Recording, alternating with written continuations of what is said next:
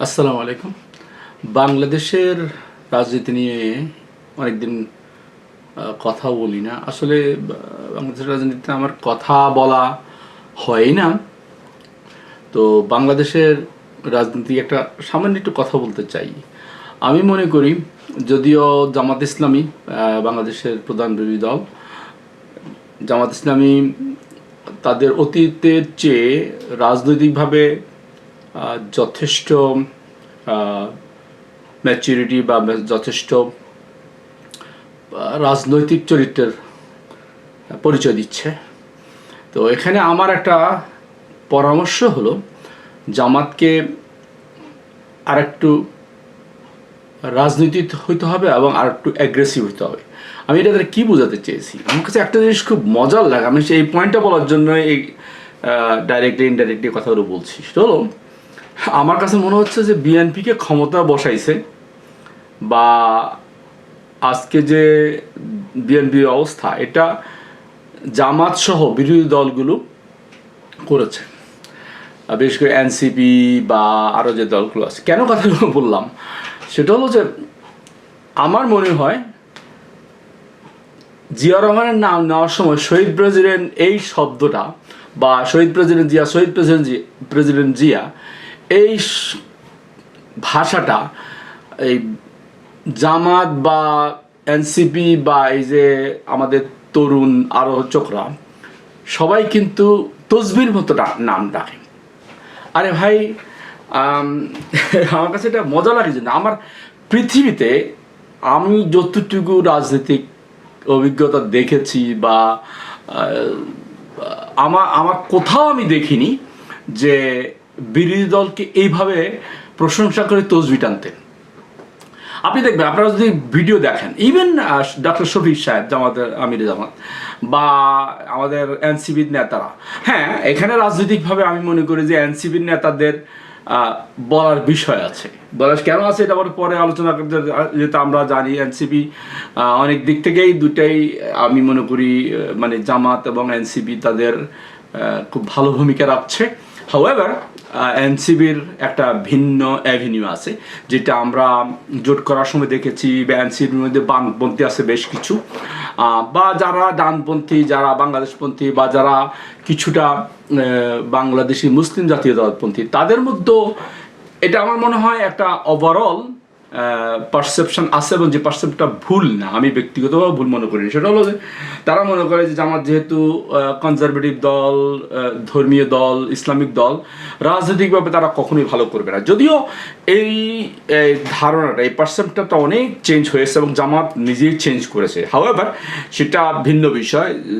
আসলে জামাত করতে পারবে কিনা জামাত সেটা প্রমাণ করবে, সময় বলে দেবে। কিন্তু এই পারসেপশনটা আছে অনেকটা এবি পার্টির মধ্যেও আছে, এনসিপির মধ্যেও আছে, বা তরুণ নেতা যারা আছে, ইভেন জামাতে। এই জন্যই জামাত থেকে স্বাভাবিকভাবে এবি পার্টি তো হয়েছে, জামাতের লোক যারা ছিল একসময়, যার সাথে এই ফিলসফিটা মাথায় থাকার কারণে। মঞ্জু সাহেব তো শিবিরের সভাপতি ছিলেন, তেমনি বা বাংলাদেশ হলো। এটার কারণ হলো, এটা নিয়ে আমি পরে কথা বলবো, সেটা হলো যে জামাতের বা শিবিরের ভিতরেই একটা অংশ আছে যারা মনে করে যে জামাত যে পদ্ধতিতে রাজনীতি করছে এভাবে সফল হওয়া সম্ভব না। এটা কিন্তু একটা পূর্বপর একটা পারসেপশন ছিল বা এখনো আছে। তো ওই কারণে আমি বলছি যে এনসিপি এটা মনে করতেই পারে, তারা মনে করতে পারে যে যারা জিয়ার ভক্ত, খালেদা জিয়া ভক্ত, তারা তাদেরকে মনতুষ্ট করার জন্য, তাদেরকে খুশি করার জন্য, বা তাদের সাথে অ্যালাইন করার জন্য এটা বলা স্বাভাবিক।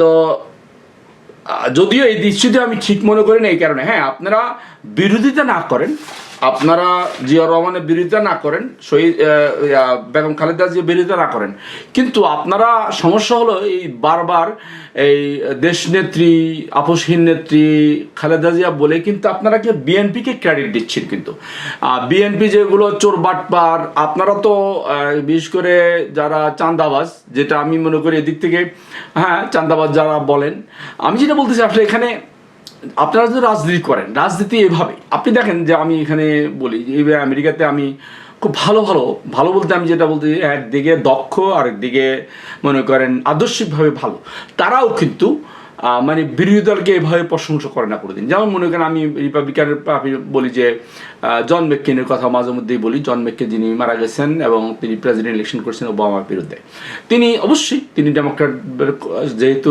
রিপাবলিকান এবং আদর্শিকভাবে রিপাবলিকান, তিনি ডেমোক্র্যাটের কট্টর সমালোচক ছিলেন, স্বাভাবিক।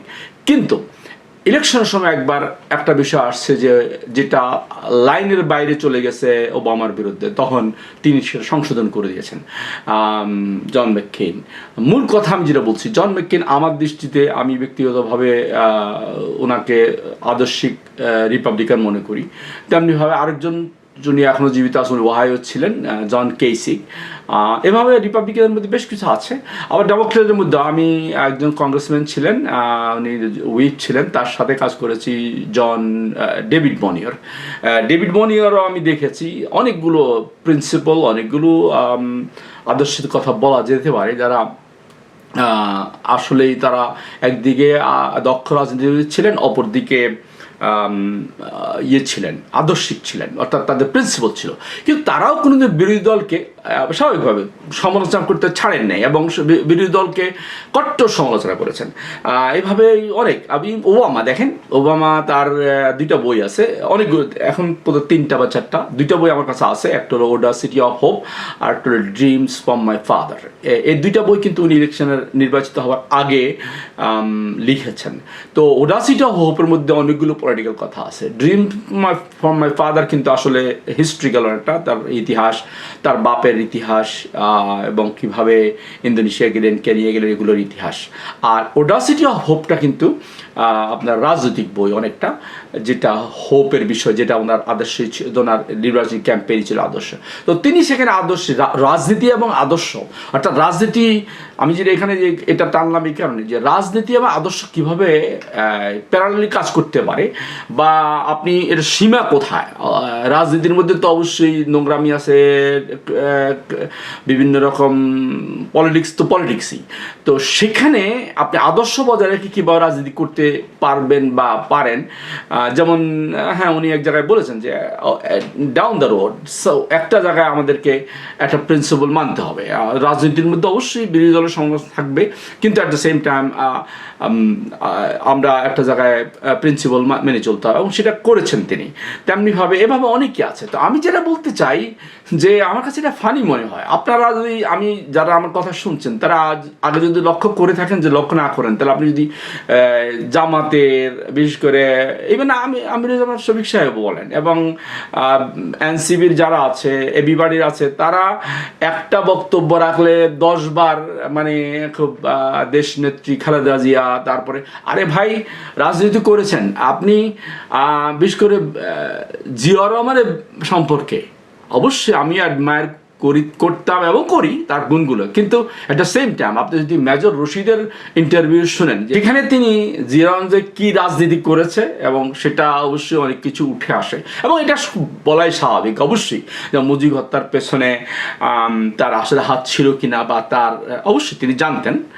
তো আমি যেটা এখানে মিন করছি, আমার এখন তারেক জিয়ার মানে চরিত্র দেখে অনেকটা মনে হচ্ছে যে জিয়ার, আমার কথা মনে হচ্ছে জিয়ার, আমার মতে এই ল্যাঙ্গুয়েজ আপনারা ইউজ না করতে পারেন বা সমালোচনা না করতে পারেন, অবশ্যই দ্বিমত থাকবে। এবং আমি বিরোধী দলকে এটাই বলতে চাই যে আপনারা এই দেশনেত্রী খালেদা জিয়া, মরহুম প্রেসিডেন্ট জিয়াউর রহমান, না শহীদ প্রেসিডেন্ট জিয়াউর রহমান, আরে ভাই এটা তসবির আনার দরকারটা কি? সবচেয়ে কথা হলো যে যদি আপনি শহীদ বলেন, ইসলামের দৃষ্টিতে আসলেই কিন্তু জিয়াউর রহমান শহীদ ছিল কিনা, সংক্ষেপে বলি যেটা হলো যে যাদের বয়স 19 থেকে 33, তারা জিয়াউর রহমান বলতে কিছু চিনে না, এবং খালেদা জিয়াকে তারা চিনে না, ধানের শীষ চিনে না। এদেরকে এটা চিনাইছেন কিন্তু আপনারা, এদেরকে হিরো বানাচ্ছেন কিন্তু আপনারা। ইভেন ব্যারিস্টার ফুয়াদকে আমি বলতে চাই, ইভেন এনসিপি, আপনারা যারা বিএনপি সাপোর্ট নিতে চান, বা ভবিষ্যতে ভোট কাউন্ট করতে চান, বা ভবিষ্যতে বিএনপির সাথে সম্পর্ক বজায় রাখার বা প্রতিষ্ঠা করার দরজা খোলা রাখতে চান, তারা আপনি ঠিক আছে বিরোধিতা না করেন, আপনি তাদের সমালোচনা করার দরকার নেই, সেটা ইয়ে করবেন, কিন্তু এভাবে তাদের গুণগান গায়ে তসবি টানা পলিটিক্যালি, আমি পলিটিক্যালি এটাকে এক বিন্দু, আপনি যদি পলিটিক্স করতে চান it doesn't make sense to. আমি যদি কম্পেয়ার করি বিএনপির নেতারা অথবা শহীদ জিয়া বলে না, বিএনপি তো সে আদর্শ থেকে সরে গেছে, বিএনপি জিয়া রহমানের আদর্শ নাই, রশিদের যে ইন্টারভিউ থেকে আসছে। আর তাছাড়া অবশ্যই সে মুজিব হত্যার কাহিনীর পেছনে যদি একটা ঐতিহাসিকভাবে সেটা প্রয়োজন ছিল এবং 75 ঘটনা, কিন্তু সেটা একটা প্রেক্ষাপট। সুতরাং আমি জিয়া রহমান এখন এই রাজনীতি করেছেন, মূল কথা এটা, এখানে আপনি সমালোচনা না করেন কিন্তু এত গুণগান গাওয়ার দরকার নাই। তো থ্যাংক ইউ, আসসালামু আলাইকুম।